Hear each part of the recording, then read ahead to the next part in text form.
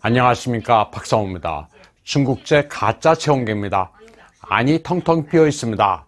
중국 네티즌도 개탄합니다. 특히 광동성의 한 전자업체 사장의 발언이 전해지면서 기가 막혀합니다. 내용인즉슨 이 제품을 미국에 팔면 39.5도가 36.6도로 표시돼 감염자가 늘어난다는 겁니다. 동업자들의 대화방에는 미국은 돈이 많으니 마스크 안에 500위안, 체온계는 1000위안에 팔 수 있다는 내용이 있습니다.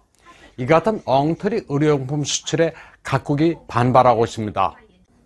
3월 24일 체코에서는 중국산 진단키트의 착오율이 80%에 달해 격리요원에 대한 기본 측정만 가능하다는 반응이 나왔습니다.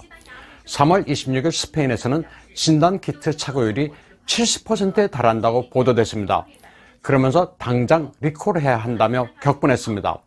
3월 28일 네덜란드에서는 130만 개 중국산 마스크 가운데 절반 가까운 60만 개가 불량으로 나타나 리콜했습니다.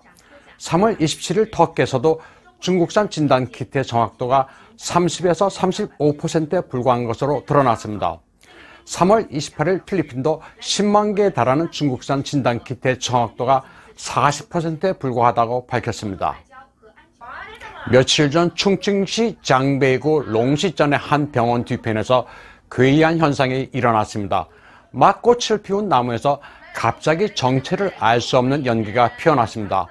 전혀 이해할 수 없는 이 같은 현상에 사람들이 놀랍다고 수군거립니다. 그런가 하면 가지치기를 한 다른 나무에서는 백색의 액체가 대량으로 흘러나옵니다. 거리가 흥건합니다. 더 기가 막힌 것은 이 나무에서도 곧이어 연기가 피어납니다.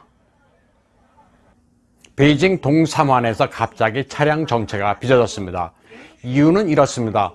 노변의 SUV 차량이 류망샤타이, 즉 깡패 타도란 팻말을 달고 다니다 경찰에 적발된 겁니다.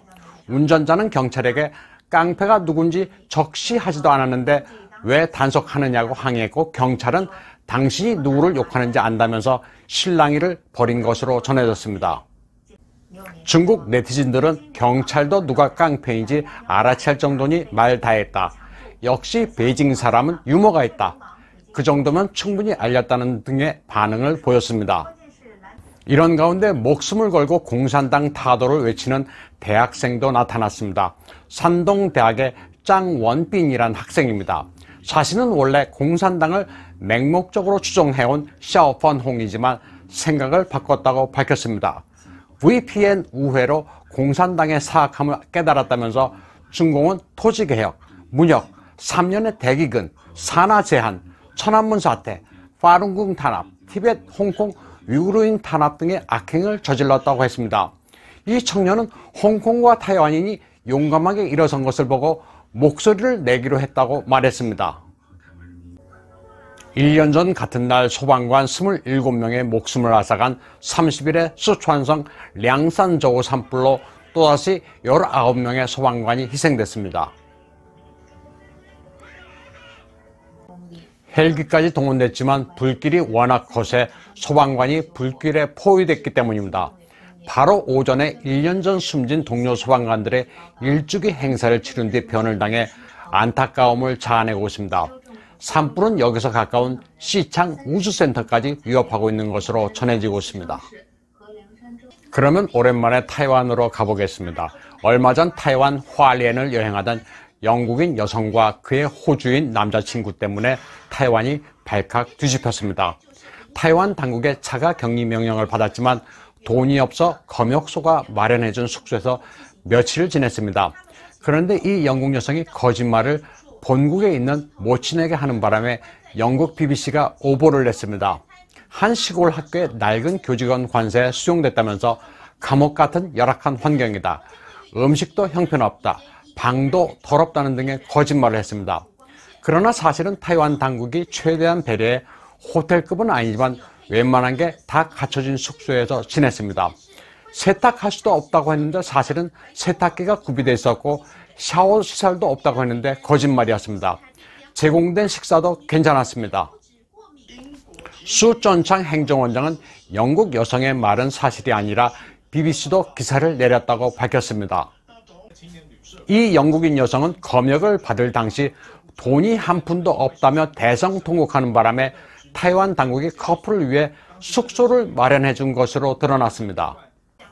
타이완인들은 분노했습니다. 세금 한 푼 안 낸 외국인이 남의 나라에서 폐를 끼치면서 적반하장이라는 겁니다. 타이완 옌따이 TV의 여성 앵커 짱 야친도 이 영국 커플의 행동에 분노했습니다. 능통한 영어로 세계에 이 사실을 알려야 하겠다고 방송에서 영국인의 행위를 고발했습니다. 그러자 다른 방송들이 국익을 위해서라면서 그녀의 프로그램을 공유해 방송했습니다.